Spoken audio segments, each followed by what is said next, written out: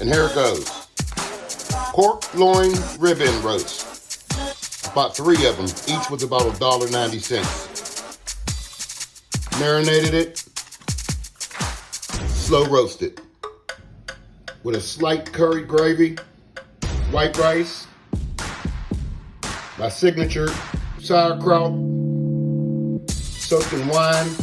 Cooked down for hours. And some skinny green beans. Homemade cornbread. This is the roasted pork, y'all. With annatto seeds, turmeric, cumin, coriander. Thanks for watching. Enjoy. It melted in my mouth and was delicious. And thanks for watching Kurt's Home Living.